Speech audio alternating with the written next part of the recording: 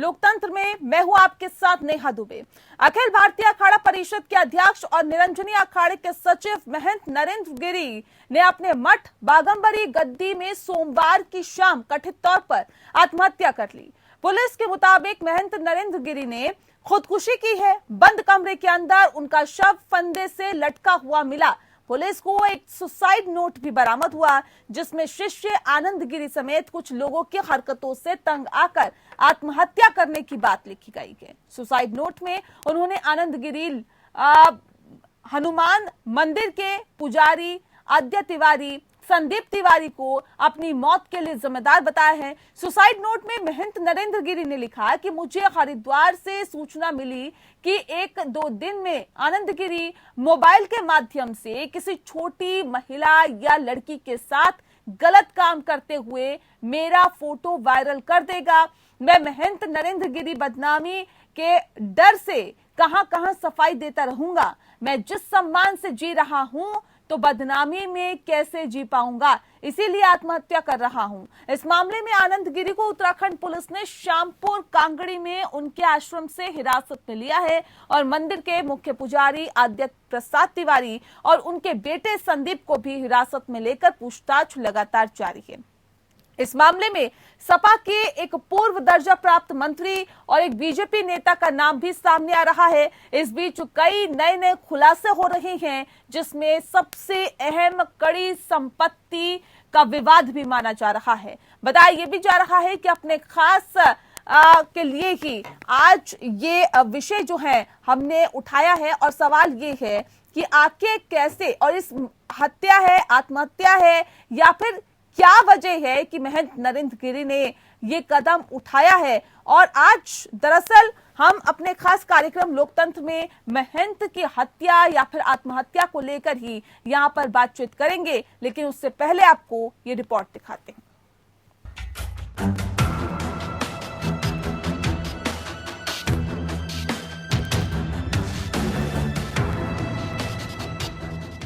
महंत नरेंद्र गिरी की कथित आत्महत्या ने सबको हैरान कर दिया। महंत नरेंद्र गिरी ने आत्महत्या से पहले 7 पेज का सुसाइड नोट लिखा है, जिसमें मठ बागंबरी गद्दी के उत्तराधिकारी का विवाद, मठ की संपत्तियां और शिष्यों से विवाद का जिक्र है। किसी वसीयत नामे की तरह लिखे सुसाइड नोट में कुछ शिष्यों के नाम भी हैं। गिरी ने कथित रूप से लिखा है कि कुछ लोगों ने उन्हें झूठे आरोप लगाकर अपमानित किया। महंत ने लिखा कि मैं सम्मान के लिए जीता रहा हूं और सम्मान के लिए ही आत्महत्या कर रहा हूं। दरअसल महंत नरेंद्र गिरी पर उनके प्रमुख शिष्य आनंद गिरी ने मठ की संपत्ति बेचने और अपने रिश्तेदारों को पैसे देने का आरोप लगाया था। आनंद गिरी ने इस मामले में राष्ट्रपति और प्रधानमंत्री को चिट्ठी लिख मामले की जांच कराने की भी मांग की थी। लिहाजा सबसे पहले पुलिस ने उनसे ही पूछताछ के लिए हिरासत में लिया। वहीं मठ की प्रमुख पुजारी आज्ञा प्रसाद, उनका बेटा संदीप को हिरासत में लेकर पूछताछ जारी है। पोस्टमार्टम पैनल ऑफ डॉक्टर्स के द्वारा किया जा रहा है। सभी जोन और परिक्षेत्र के वरिष्ठ अधिकारी मौके पर हैं और विवेचना पूरी तरीके से निष्पक्ष और पारदर्शी तरीके से की जा रही है। आनंद गिरी को कल ही हिरासत में वहाँ कस्टडी में लिया गया था। जो तथ्य प्रकाश में आ रहे हैं उन पर विचार किया जाएगा और तब आगे की कार्रवाई की जाएगी। महंत नरेंद्र गिरी के शव के पास से मिले कथित सुसाइड नोट में योग गुरु स्वामी आनंद गिरी, लेटे हनुमान मंदिर के मुख्य पुजारी आज्ञा तिवारी और उनके बेटे संदीप तिवारी को वजह बताया गया है। उनके उत्तराधिकारी के रूप में महंत ने किसी बलवीर नाम के शिष्य का जिक्र किया है। चिट्ठी में लिखा है कि मैं सम्मान के बिना नहीं रह सकता, डिप्रेशन में हूँ, मैं क्या करूँ, कैसे रहूँ। आनंद गिरी के कारण मेरी बहुत बदनामी हुई, किस किस को सफाई दूं, इससे अच्छा है कि मैं दुनिया से चला जाऊं। चंद शिष्यों को छोड़कर सभी ने मेरा बहुत ध्यान रखा, मेरे शिष्यों का ध्यान रखिएगा। सुसाइड नोट को लेकर सवाल उठ रहे हैं। पुलिस उनको 2 शिष्य बबलू और मनीष से पूछताछ कर रही है। बयान के मुताबिक शाम 5 बजे कमरा न खोलने पर महंत का दरवाजा तोड़कर ये दोनों ही अंदर गए थे। इन्होंने ही उनका शव लटका देखा था और रस्सी से उतारा था। बबलू के मुताबिक महंत ने एक दिन पहले ही उससे कपड़े सुखाने के लिए नायलॉन की रस्सी मंगवाई थी। वहीं शिष्यों का कहना है कि दोपहर तक महंत जी मानसिक रूप से स्वस्थ नजर आ रहे थे और वो इतना लंबा खत कैसे लिख सकते, क्योंकि उन्हें 2 लाइन भी लिखना होता तो वो किसी शिष्य को बुलाकर लिखवाते थे। वहीं आनंद गिरी ने सफाई दी है कि उनका महंत जी से विवाद इसी साल 26 मई को सुलझ गया था। लखनऊ में आनंद ने महंत जी से बिना शर्त माफी मांगी थी। उस वक्त समाजवादी पार्टी और बीजेपी के नेता भी मौजूद थे। महंत जी के पैर छूते हुए वीडियो भी बनाया गया था। आनंद का कहना है कि कुछ लोग मठ की संपत्ति हड़पने की साजिश कर रहे थे और ये उन्हीं का षड्यंत्र है। पुलिस समझौते के वक्त मौजूद दोनों नेताओं से भी पूछताछ कर रही है। अंतिम दर्शन करने पहुंचे प्रदेश के मुख्यमंत्री योगी आदित्यनाथ ने कहा कि मामले में कई अहम सुराग मिले हैं और मामले का पर्दाफाश किया जाएगा। ये हमारे आध्यात्मिक और धार्मिक समाज की एक अपूर्णीय क्षति है। एक एक घटना का पर्दाफाश होगा और दोषी अवश्य सजा पाएगा। इस संवेदनशील प्रकरण में अनावश्यक बयानबाजी से बचें। जांच एजेंसियों को निष्पक्ष ढंग से कार्यक्रम को आगे बढ़ाने दें और जो भी इसके लिए जिम्मेदार होगा उसको कानून के दायरे में ला करके कड़ी से कड़ी सजा भी दिलाई जाएगी। लेकिन समाजवादी पार्टी के नेता का नाम आने से प्रदेश में सियासत तेज हो गई है। समाजवादी पार्टी के नेता अखिलेश यादव ने मामले की निष्पक्ष और उच्च स्तरीय जांच कराने की मांग की है। अखाड़ा परिषद के और उनसे सभी जुड़े हुए लोग जो प्रेम करते थे महंत नरेंद्र गिरी से, वो चाहते हैं कि सत्य सामने आए, सच्चाई सामने आए। इसलिए सिटिंग जज, हाई कोर्ट माननीय सिटिंग जज से यहाँ की जांच होनी चाहिए, जिससे कि पूरी की पूरी सच्चाई सामने आए। उधर कांग्रेस ने इस मामले को लेकर कानून व्यवस्था पर सवाल खड़े कर दिए हैं और कहा कि योगी सरकार संतों महंतों की सुरक्षा नहीं कर सकती। कांग्रेस पार्टी मांग करती है कि सुप्रीम कोर्ट के जज के देखरेख में इस पूरे घटना की जांच हो, ताकि तथ्य सामने आ सके, स्पष्ट हो सके कि घटना का कारण क्या है, घटना हत्या है कि आत्महत्या है। ये जांच होना बहुत जरूरी है। लेकिन मामला सिर्फ उत्तराधिकारी की विवाद का ही नहीं है, विवाद कदाचार से जुड़ा हुआ भी है। कहा जा रहा है कि एक सीडी की वजह से महंत नरेंद्र गिरी काफी परेशान थे। इस सीडी में क्या था ये अभी पता नहीं चल पाया है, लेकिन प्रमुख शिष्य आनंद गिरी ने महंत नरेंद्र गिरी पर अपने परिवार और रिश्तेदारों के लिए करोड़ों की संपत्ति खरीदने का आरोप लगाया था। आनंद गिरी का कहना था कि बागंबरी मठ के पास प्रयागराज, हरिद्वार और नोएडा में कई एकड़ जमीनें हैं। इसके अलावा मठ और संगम स्थित बड़े हनुमान मंदिर से भी करोड़ रुपए की आमदनी होती है। उनका विवाद भी इनमें से कुछ संपत्तियां बेचने पर हुआ था। आनंद गिरी ने ये भी आरोप लगाया कि उनके गुरु के अब भी अपने परिवार से संबंध है और महंत ने अपने भाइयों, गनर और चहेतों शिष्यों के नाम पर करोड़ों की संपत्ति खरीदी है। महंत के गनर अजय सिंह के रहन सहन और ठाट बाट पर सवाल खड़ा करते हुए लखनऊ के आरटीआई एक्टिविस्ट डॉक्टर नूतन कुमार ने भी डीजीपी समेत अन्य अधिकारियों को पत्र भेजकर जांच कराने की मांग की थी। गनर पर 61 लाख के फ्लैट पत्नी के नाम पर खरीदने का दावा किया गया था। बहरहाल महंत नरेंद्र गिरी के कथित आत्महत्या को लेकर प्रदेश की राजनीति में और बवाल आने के आसार हैं, क्योंकि यूपी में अगले साल चुनाव है। Bureau report, APN news. और चलिए आज इस विषय पे हम तफसील से चर्चा करेंगे। हमारे साथ खास पैनल मौजूद है, उनसे आपका परिचय करा देते हैं।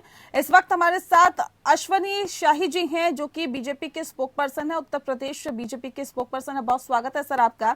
हमारे साथ मनोज यादव जी जुड़ गए हैं, स्पोक पर्सन है सपा के, उत्तर प्रदेश सपा के हमारे साथ स्पोक पर्सन जुड़े हुए हैं। गुरुमा कंचन जी हमारे साथ जुड़े हुए हैं, महंत जूना अखाड़ा से हमारे साथ जुड़ी हैं, और साथ ही साथ राजेश राय जी हमारे साथ जुड़े हुए हैं, एक्स IPS है। सब आप सभी का बहुत स्वागत है। सबसे पहला सवाल मेरा आपसे है अश्वनी शाही जी, सवाल इस बात को लेकर है कि महंत की मौत पर अब सरकार की क्या कुछ पहल होगी। हालांकि सीएम योगी आदित्यनाथ कह चुके हैं कि जितनी आवश्यक जानकारी जुटाई जा रही है और ऐसे लोगों के खिलाफ जो कि इसके अंदर दोषी पाए जाएंगे, जाहिर तौर पर उनके खिलाफ अवश्य कार्रवाई होगी। लेकिन अभी तक सरकार की तरफ से और क्या पहल की गई है? नेहा जी, सरकार ने अपना रुख स्पष्ट कर दिया है। माननीय मुख्यमंत्री जी, माननीय उप मुख्यमंत्री जी ने दोनों के बयान आ गए हैं सुबह के, एक वहाँ के ADG, वहाँ के IG और वहाँ के DIG और साथ में कमिश्नर, ये 4 लोगों की अपनी जांच जो है वो अलग हो रही है। SIT एक CO के उसमें नेतृत्व में और बना दी गई है, जो पूरे केस को बहुत ही गंभीरता से देखते हुए इस महंत जी के जो दुखद मृत्यु हुई है इसकी जांच करके इस पर पटाक्षेप करने का काम करेगी कि आखिर में सच क्या है। सच क्या है इसको खोजने में पुलिस, उत्तर प्रदेश पुलिस कहीं से कोताही नहीं बरतेगी और उत्तर प्रदेश पुलिस को फ्री हैंड छोड़ दिया गया है। बाकी राजनीति करने के लिए जिसको राजनीति करना हो वो करे, मरने के बाद लोग राजनीति करते हैं। जैसे आज अखिलेश जी ने भी एक महिला पत्रकार के ये पूछने के बाद कि एक सपा का नेता भी इसमें पाया गया है तो उन्होंने कहा आप महिला पत्रकार हैं, आप सपा का नाम लेंगी। तो ये इस तरीके की राजनीति न की जाए। माननीय मुख्यमंत्री जी ने ये कहा है कि अनर्गल इस पर जो है कोई अपना बयान न दे, ज्यादा बेहतर है। हम लोग उसकी जांच कर रहे हैं और जांच में बहुत जल्द ही तथ्य सामने आएंगे। मनोज जी, ठीक है, सामने प्रकट किए। ठीक है मनोज जी, क्या सवाल पूछना गलत है क्या? अगर इस पूरे मामले में सपा के एक पूर्व दर्जा प्राप्त मंत्री और एक बीजेपी के नेता का भी नाम सामने आ रहा है और अगर सपा के नेताओं से इस पर सवाल पूछा जाए तो गलत है क्या सर? देखिए, माइंडसेट और नैरेटिव बदलने की कोशिश भाजपा का और भाजपा की सरकार के द्वारा की जाती है। गलत कुछ नहीं है, सबसे सवाल पूछा जाना चाहिए और जांच के दायरे में जो आए उससे पूछा जाना चाहिए। अगर मिलने से, नंबर पे बात होने से और उनके आश्रम पे जाने से अगर अपराध बनता है तो मैं बहुत ही ईमानदारी से कह रहा हूं, 2 दिन पहले ही उत्तर प्रदेश के उप मुख्यमंत्री केशव प्रसाद मौर्य उनसे मिले हैं, तो बयान हम भी दे सकते हैं। जो कहिए वो आपके टीवी चैनल पे केशव प्रसाद मौर्य के खिलाफ में बोल दें। लेकिन वैसे ना हमारे पास अपना धर्म है, ईमान है, हृदय है, तो ईश्वर ने दिमाग दिया है सोचने के लिए, तो हम एक दायरे में रह के ही बात करेंगे।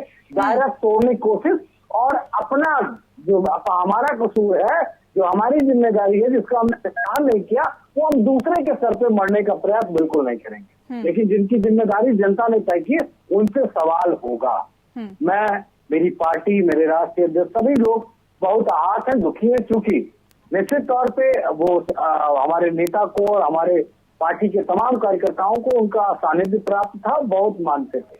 लेकिन बीजेपी के लोगों ने जैसे ही, मैं तो सुबह से कई चैनल पे मुझे फाइट देनी पड़ गई, वहां सीधे सवाल कि समाजवादी पार्टी का उसमें हाथ है। अरे महोदय और पढ़े लिखे लोगों, आप बताओ, उन्होंने अपना, अगर आप उसी को जांच मानते हो तो जो उन्होंने पत्र छोड़ा है उस पत्र के आधार पे कहीं समाजवादी पार्टी का नाम हो तब बता दो, चलो उसको भी नहीं मानते।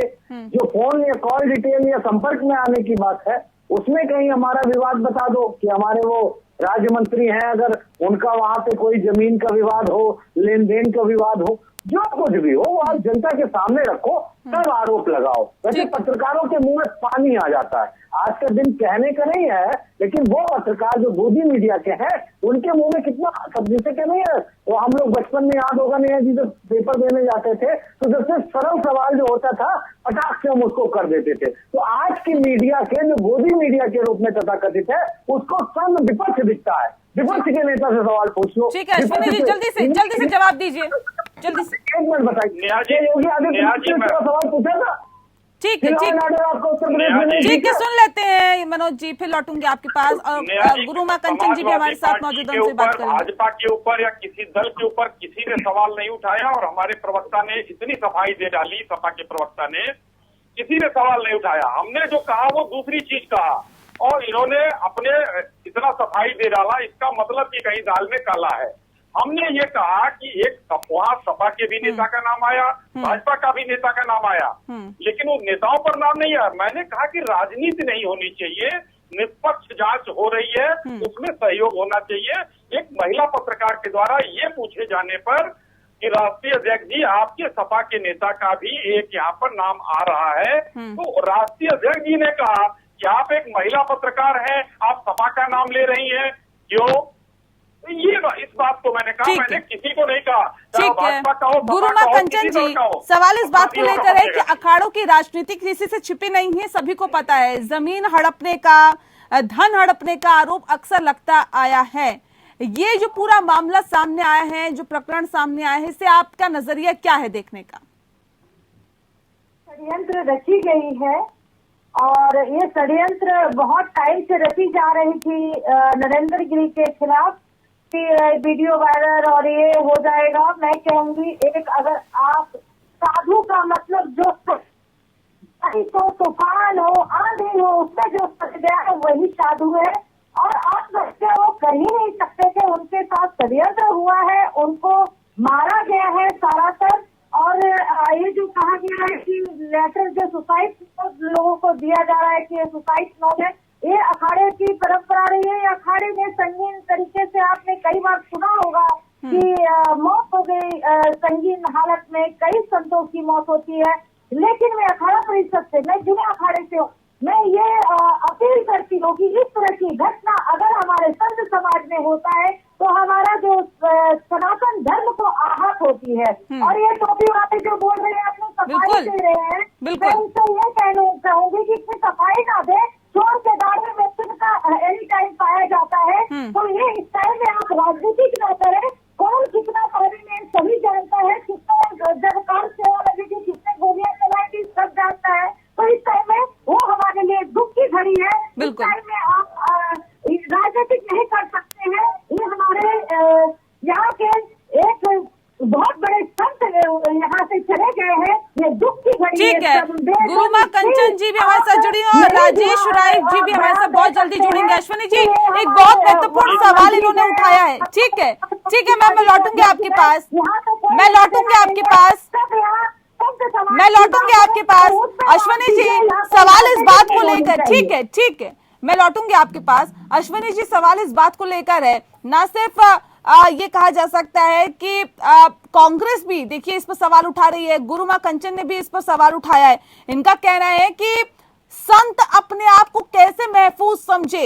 इस वक्त कांग्रेस का भी ये कहना है कि कानून व्यवस्था इतनी खराब हो चुकी है उत्तर प्रदेश में कि योगी सरकार में महंत और संतों की सुरक्षा नहीं हो पा रही है।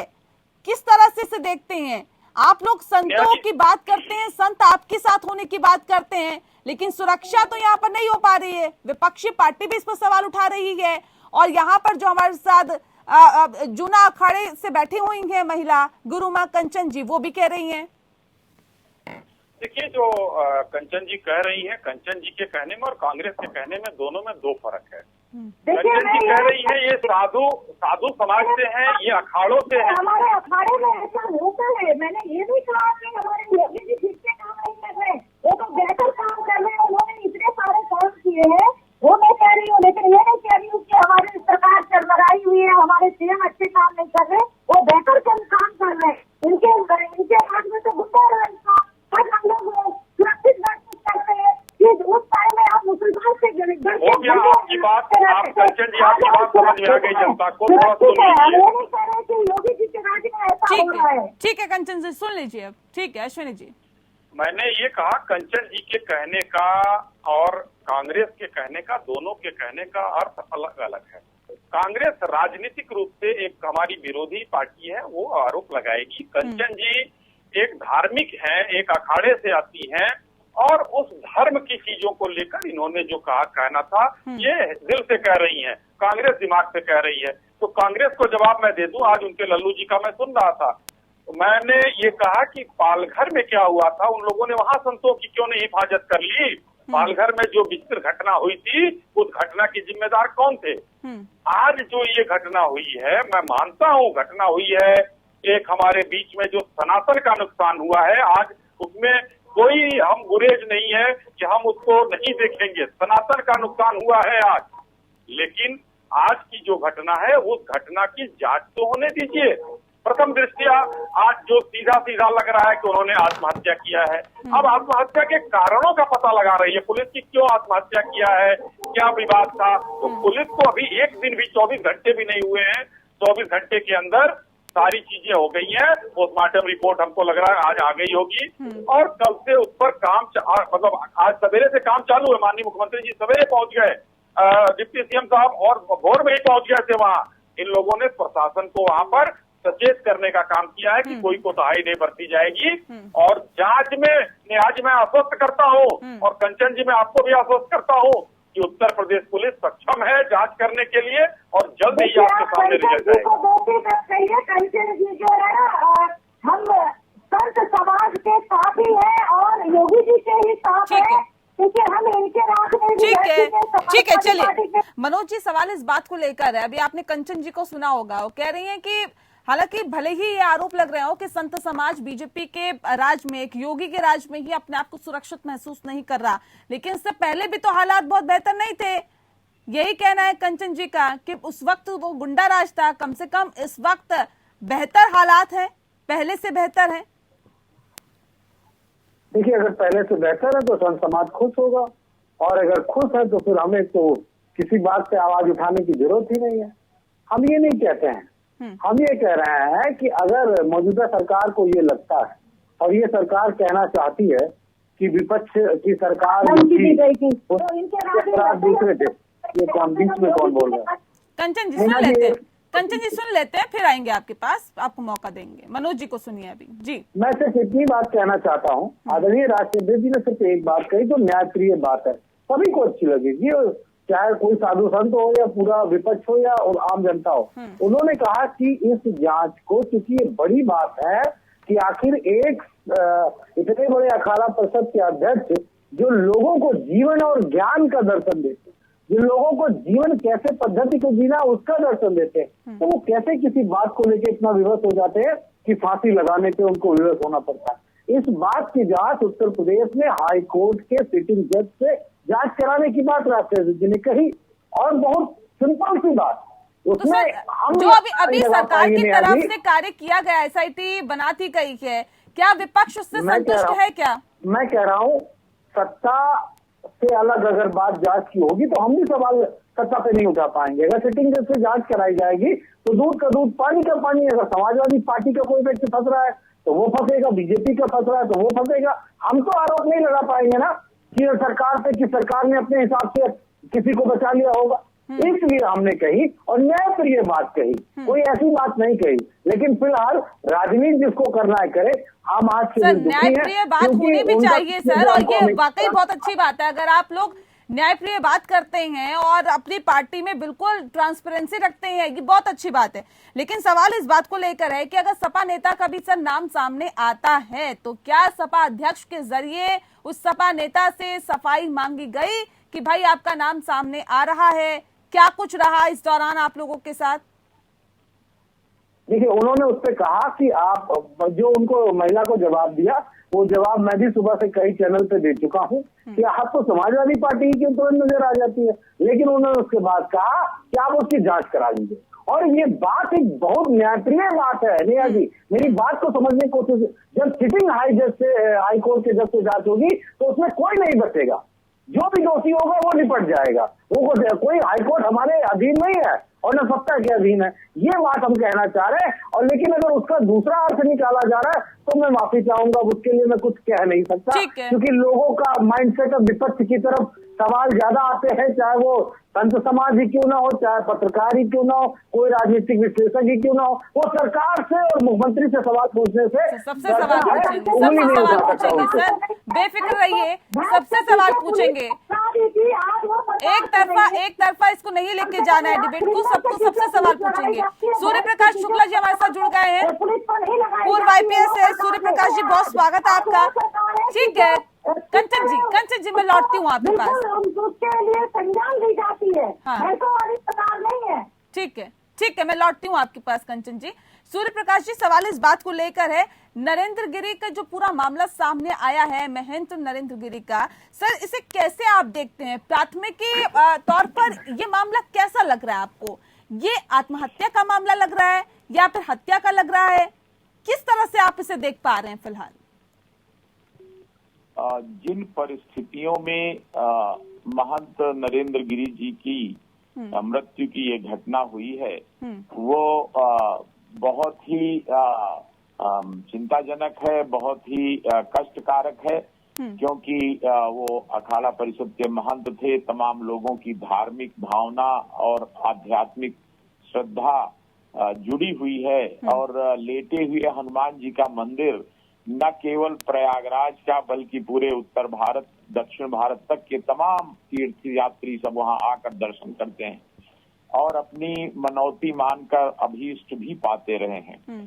तो ऐसी स्थिति में वहां के महंत के साथ ऐसी दुखद घटना मुझे आश्चर्यजनक लगती है, क्योंकि जिस प्रकार वो प्रेरणा देते थे अपने भक्तों को, शिष्यों को जीने के लिए, आगे अच्छा काम करने के लिए, उसमें ये मुझे संभव नहीं लगता कि वो उन्होंने आत्महत्या की होगी। लेकिन ये भी है कि अब इस पर विवाद किए बिना पुलिस को और जो जांच आदेशित हुई है उनको पूरा काम करने का अवसर दिया जाना चाहिए, ताकि जो सही अगर वो आत्महत्या भी है तो वो भी एक जुर्म होता है कि कुछ लोगों ने उनको इतना प्रताड़ित किया कि भारतीय दंड विधान की धारा 306 के अंतर्गत ये दंडनीय अपराध होता है किसी को प्रेरित करना कि वो सुसाइड कर ले।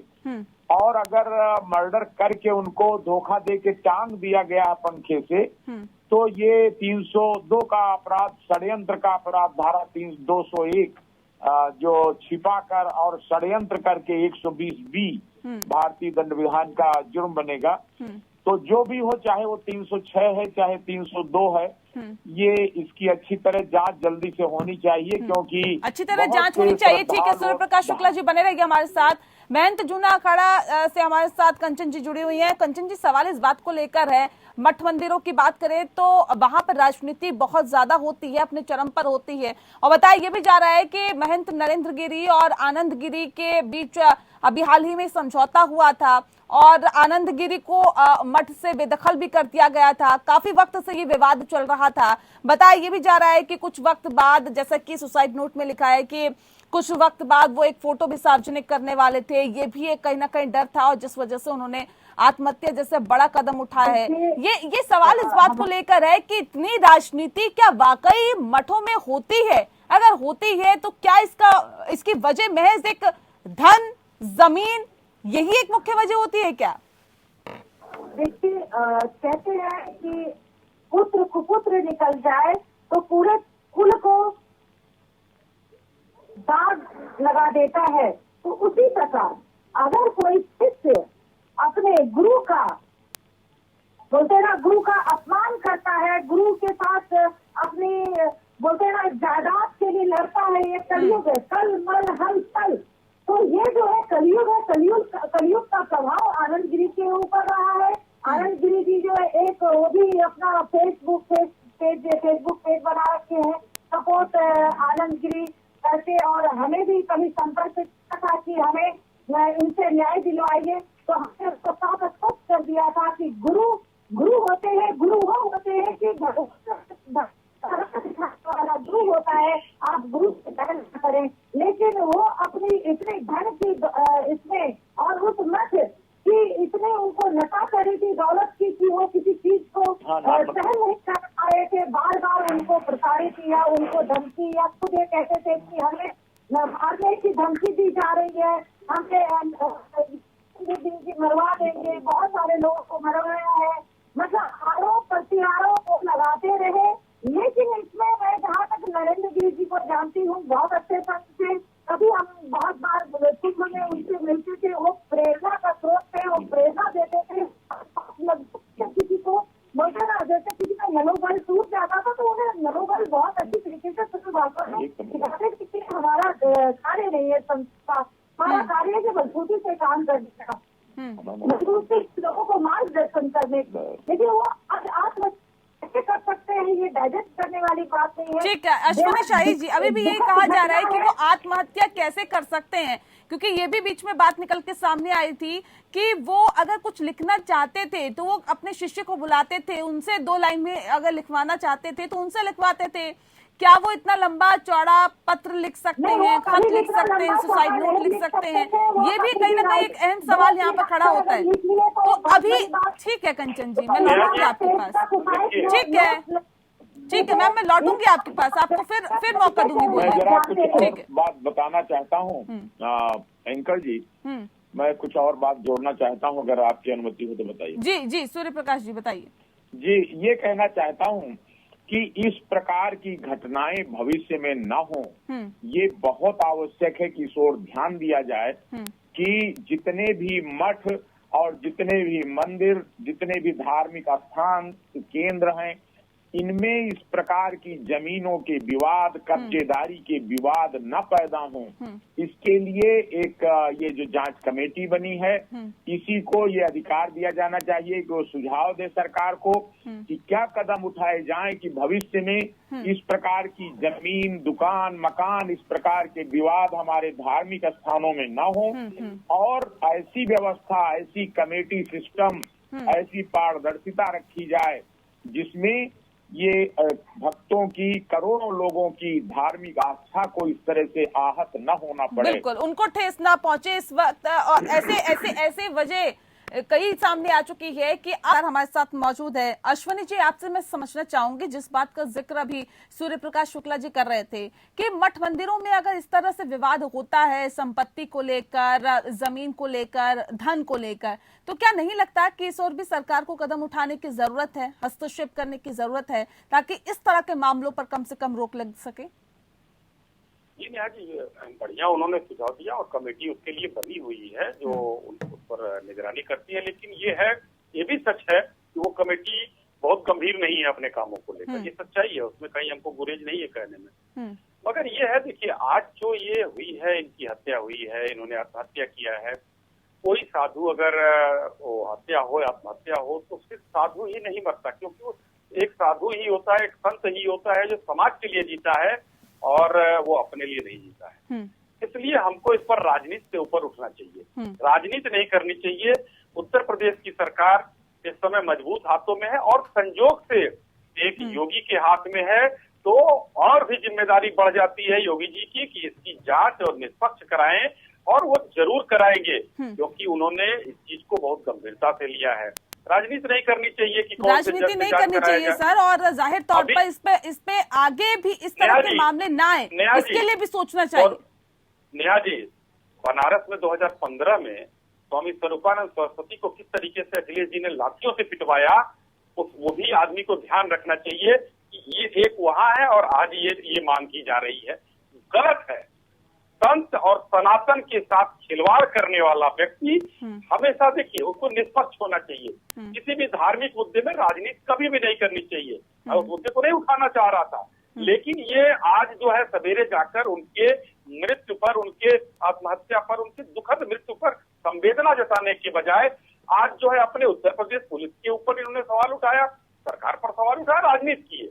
इसलिए मैं चाहता हूं कि राजनीति न हो और वो एक योगी के हाथ में उत्तर प्रदेश है और वो योगी सशक्त है, ठीक है, जो जांच करा सकता है। रिएक्शन ले लेते हैं उस पर मनोज जी से। मनोज जी, सवाल इस बात को लेकर है सर, मठाधीशों से बहुत तमाम जो पार्टियां हैं वो करीबी संबंध बनाते हैं और जब मुसीबत होती है तो जाहिर तौर पर पल्ला झाड़ लेते हैं। ये कैसा रिश्ता होता है सर? और ऐसे में अगर हम नरेंद्र गिरी की भी बात करें, महंत नरेंद्र गिरी की न सिर्फ मुलायम सिंह यादव के साथ बल्कि अखिलेश यादव के साथ भी बहुत बेहतर रिश्ते रहे हैं, तो ऐसे में क्या और इसे किस तरह से देखिए सपा पार्टी के नजरिए से? देखिए, सबसे पहले मैं बीजेपी के नेता की बात का जवाब दे दूं कि उन्होंने इस शब्द को कहा कि राजनीति नहीं करनी चाहिए। अगर नेहा जी राजनीति की बात आती है तो विपक्ष को आप लोग कृपया डिबेट में मत बुलाया करिए। आप बीजेपी को बुला लिया करिए और दो चार जो उनके प्रशंसक है उनको बुला लिया करिए। आप विपक्ष से सवाल पूछने के लिए अलग से कोई डिबेट कर लिया करिए। हम कोई सवाल भी नहीं उठा सकते, हम अपने मन की, जनता के मन की जांच का प्रश्न भी नहीं उठा सकते, क्योंकि सबसे पहले हम पे सवाल लग जाएगा कि अरे ये कैसे कोई ये कह सकते हैं। एक ही शब्द तो कहा था अखिलेश यादव जी ने। अब राजनीति की बात करता हूँ कि मुझसे बड़े हिंदू योगी आदित्यनाथ नहीं है। इतनी मिर्ची लगी थी, सोचो उस दिन से उनके मुंह से क्या निकल रहा। क्या ये शब्द अगर किसी ने, मैं कह रहा हूँ, मैं कह दूं, नेहा दुबे कहता है, हमारी जो एक जूना अखाड़े की महंत बैठी है वो कह दें, या मैं कह रहा हूँ साहिब जी कह दें कि मुझसे बड़ा हिंदू कोई नहीं है, तो क्या इसमें दूसरे हिंदू को बुरा मानने की बात है? क्या ये तो गर्व की बात है कि यार चलो कम से कम दूसरा आदमी कह रहा है कि मैं भी बड़ा हिंदू हूँ। तो ये तो उन लोगों को जो धर्म की राजनीति करते हैं उनके लिए तो ये बड़ा फक्र का समय होना चाहिए, लेकिन वो ऐसा नहीं करते। नहीं, उन्होंने वाराणसी का भी उदाहरण दिया है, वाराणसी का भी उदाहरण दिया, उस पर भी बोलिएगा। उसी पे आ रहा हूँ। मैं कह रहा हूँ सरकार में रहते हुए अगर समाजवादी पार्टी की तरफ से किसी के साथ अन्याय हुआ है तो वो लगातार आवाज उठा सकता है। कंचन जी आ रही हूँ मैं सर, आ रही हूँ मैम, आपके पास आऊंगी। कंचन जी ऐसे नहीं, संत है, महात्मा है, मैं बड़े आदर से आपसे बात करूंगा, मैं बहस नहीं करना चाहता आपसे। देखिए मैं कहता हूँ अरे क्या हो गया, क्या हो गया? वो पूछ रहे हैं महंत लोगों के लिए आप लोगों ने क्या किया था अपनी सरकार में? अच्छा अच्छा अच्छा, तो हमने कुछ किया हो ना किया हो, लेकिन योगी आदित्यनाथ की तरह हमने किसी हिंदू राष्ट्र संगठन के अध्यक्ष के ग्रेनेड टीम के उसकी हत्या नहीं करवाई, हमने नहीं करवाया। हमने वो काम किया जो उनकी रक्षा करने लायक हो सकता है। ये देखिए अब मान साहिबा इस तरह बोलेंगी तो मैं डिबेट नहीं करूँ। रुक जाइए, वेट करिए, ऐसे नहीं वेट करिए, आप अपनी बारी में बोलिएगा। आगे दिमाग से सवाल नहीं उठा सकती है, उनको बड़ा इजी गोइंग लगेगा कि विपक्ष से सवाल। अगर इतना उद्दलित ये योगी आदित्यनाथ में हो जाए तो निश्चित तौर पर जांच हो जाएगी और जिसके साथ अन्याय हुआ है उसको न्याय मिल जाएगा। कंचन जी मैं लौटूंगी, आपके पास आऊंगी। सरकार को एक चद्दर से ढक रखा है, उस सरकार से किसी तरीके की आंच नहीं आने देना चाहते हैं, और यही है दुर्भाग्य उत्तर प्रदेश का। जब तक किसी सरकार से कोई लोग ढक के बैठते हैं उस सरकार से अच्छे कार्य की उम्मीद मत करिएगा, ये मैं बड़ी जिम्मेदारी से कह रहा हूँ। देखिए इस बहस को मैं संघ और समाजवादी पार्टी के बनाम नहीं बनाना चाहता, मैं उत्तर प्रदेश में जो चल रहा है बहस करते हो, ठीक है, संघ तो संघ की तरह मर्यादित रहिए आप लोग।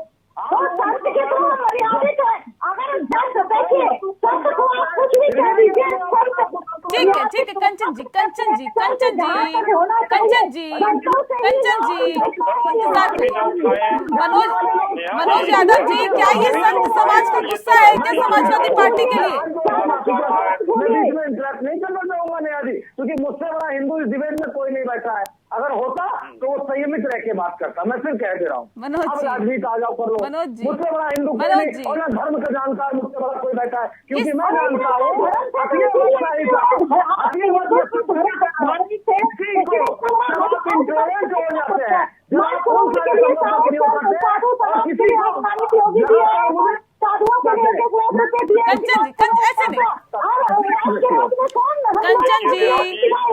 कंचन जी इस तरह से मत करिए प्लीज, ऐसे नहीं हैंड रेस करिए, ठीक है। ये बड़ा दुखद है नेहा जी, एक संत अगर सवाल कर रहा है तो समाजवादी पार्टी के लोग जो है इस तरीके से आंदोलित होंगे तो फिर कैसे काम चलेगा? गांधी जी के विचारों पे चल रहे हैं क्या? गांधी जी के विचारों पे चल रहे हैं क्या मनोज यादव जी? बुरा मत सुनो, बुरा मत कहो, बुरा मत देखो। बिल्कुल पार्टी भी चलेगी क्या सर इस विचार पर? 2017-19 में इन लोगों ने देख लिया है। बिल्कुल चलेगी। हम लोग गांधी जी को मानने वाले, हम गोडसे को नहीं मानते। वो कितना बड़ा भी हिंदू इस देश का हो, हम उसको नहीं मानते हैं। वो गोडसे भले गोडसे हो या कोई दूसरा व्यक्ति हो। ये मैं संत समाज का गुस्सा मानूं मनोज यादव जी समाजवादी पार्टी के विरुद्ध कि एक बार कंचन जी ने चालू किया बोलना तो वो रुकने का नाम नहीं ले रही थी। देखिए मैं एक ही बात कहता हूँ, माननीय हाई कोर्ट के सिटिंग जज से जांच होगी, दूध का दूध नहीं कर पाएंगे। दिखा के जिसके अंदर लड़ाई करने की ताकत नहीं होती है, वही स्टिक दिखा के भागता है, जिसके पास सवाल का जवाब नहीं हो। अब साधु मेहमान लगातार हमारे साथ मौजूद है। कंचन जी का रुख करेंगे, उसके बाद अश्वनी जी का रुख करेंगे, लेकिन सबसे पहले कंचन जी का रुख। कंचन जी सवाल इस बात को लेकर है जिस बात का जिक्र हम इससे पहले कर रहे थे। हम इस डिबेट को भटकाने की कोशिश बिल्कुल नहीं करेंगे क्योंकि इसके जरिए हम एक कहीं ना कहीं निचोड़ तक पहुंचेंगे कि इस डिबेट का क्या निचोड़ निकला है। सवाल इस बात को लेकर कि इस तरह से अगर महंत मठाधीश अगर आत्महत्या करने के लिए कदम उठाने लगेंगे तो सवाल इस बात को लेकर है कि आखिर इसके पीछे की वजह क्या है और इस तरह के मामले बार बार सामने ना आए, हर बार सामने ना आए।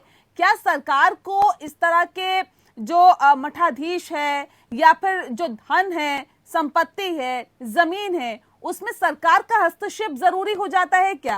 क्या आपको ऐसा लगता है? देखिए अभी जो सिचुएशन चल रही है, इस सिचुएशन को देखते हुए इसमें सरकार को हस्तक्षेप जरूर करना चाहिए और हमारे अखाड़े के जितने भी पदाधिकारी हैं बैठ के निर्णय करें कि इस तरह की घटना दोबारा ना घटे, जिससे कि हमारे सनातन धर्म को आहत हो। और इस तरह से संतों की आप देखिएगा कई बार ऐसे संगीन हालत में मौत हुई है, इस तरह का ना हो, जिसके वजह से संपत्ति की वजह से, मत की वजह से अगर ऐसा होता है तो बड़ा दुखद बिल्कुल, ये बहुत दुर्भाग्यपूर्ण है और यहाँ पर करोड़ों लोगों की आस्था इसके साथ जुड़े हुए हैं, सबसे महत्वपूर्ण है। अश्विनी जी, ठीक है मैम, मैं लौटूंगी आपके पास। 20 साल लंदन भी रही हूँ, लंदन में सनातन धर्म का मैं प्रचार करती रही हूँ, वहाँ भी चैनलों पे मैं रेगुलर रहती थी। लेकिन इस तरह की जब घटना घटती है यहाँ से लेके नहीं, विदेश तक हमारे सनातन धर्म के जो मानने वाले हैं उन तक आहत होती है, तो इस पे ठोस कदम उठाने की बिल्कुल बहुत जरूरत है। ठीक है अश्विनी जी, सवाल इस बात को लेकर है, 8 पेज, ठीक है मैम, ठीक है 8 पेज, ठीक है, और इस पर जरूर कुछ न कुछ निर्णय लेंगे और कुछ न कुछ रास्ता जरूर निकलेगा, जिससे कि आगे आने वाला समय में ऐसी घटना ना घटे। ठीक है अश्विनी जी, 8 पेज के सुसाइड नोट में 2 पेज पर लिखा है कि मैं आत्महत्या करने जा रहा हूं, मेरी मौत की जिम्मेदार आनंद जी, अध्यक्ष प्रसाद तिवारी और संदीप तिवारी पुत्र अध्यक्ष प्रसाद तिवारी होंगे। सवाल इस बात को लेकर है, ये पूरा मामला अगर हम प्रथम दृष्टया देखें तो जमीन विवाद, संपत्ति, धन इसके साथ ही जुड़ा हुआ है। तो क्या सवाल अब आगे इस तरह के मामले क्योंकि लगातार सामने आ रहे हैं, इससे पहले भी कई इस तरह के मामले सामने आ चुके हैं, अब सरकार और क्या कुछ कदम आगे उठाने जा रही है? देखिए नेहा जी, जो इस तरीके के अखाड़ों में या कहीं भी इतिहास गवाह है कि हमेशा जर, जोरू और जमीन, ये 3 चीज कहा गया झगड़े की जड़ होती है। वहां भी अभी जांच चल रही है। देखिए कोई कहीं कुछ कह रहा है कि भाई गिरी जी जो है लिख नहीं पाते थे तो 7 पेज का वो कैसे लिखेंगे 8 पेज का। दूसरी चीज, एक पेट्रोल पंप की जमीन जो है आनंद गिरी ने मांगी, उसमें उनका विवाद हुआ। तीसरी बात हुई कि 2 महंत और इस अखाड़े के आत्महत्या कर चुके हैं पहले। अब बहुत से राज खुल कर आ रहे हैं नेहा जी, सरकार जांच कर रही है, धीरे धीरे वो चीज आपके सामने खुल कर आएंगे और जो भी दूध का दूध होगा, पानी का पानी अलग किया जाएगा। इसमें कोई भी होगा, चाहे जो नाम उन्होंने लिखा है, चिट्ठी सही है कि नहीं है, चिट्ठी जो है अगर जो लिखा है तो जो जिन लोगों का नाम लिखा है उनको कैसे प्रताड़ित करते थे मान जी को, तो ये सब चीजें जांच का विषय है। और न्याय में थोड़ा सा देखिए, हिंदुस्तान की न्याय में देरी तो होती है। भगवान की लाठी में भी जो कहा जाता है, भगवान की लाठी में आवाज नहीं होती है, भगवान के घर देर है लेकिन अंधेर नहीं है। तो एक न्याय संगत चीजें उत्तर प्रदेश में, मैंने पहले भी कहा कि एक उत्तर प्रदेश की कमान आज एक योगी के हाथ में है। तो वो योगी सनातन के साथ कहीं भी कोई भी भेदभाव नहीं होने देगा, कोई भी आक्रमण नहीं होने देगा सनातन पर, और सनातन की रक्षा करने के लिए, हिंदू हितों की रक्षा करने के लिए, न्याय होगा हमारे और जो भी दोषी होगा उसको सख्त उसके खिलाफ कार्रवाई होगी, क्योंकि एसआईटी का गठन कर दिया गया है और जाहिर तौर पर अब इसके साथ ही न्याय आगे देखने को मिलेगा और जो भी दोषी होगा उसके खिलाफ कार्रवाई होगी। बहरहाल बहुत शुक्रिया आप सभी मेहमानों का हमारे साथ इस खास चर्चा में शामिल होने के लिए। लोकतंत्र में इतना ही, नमस्कार।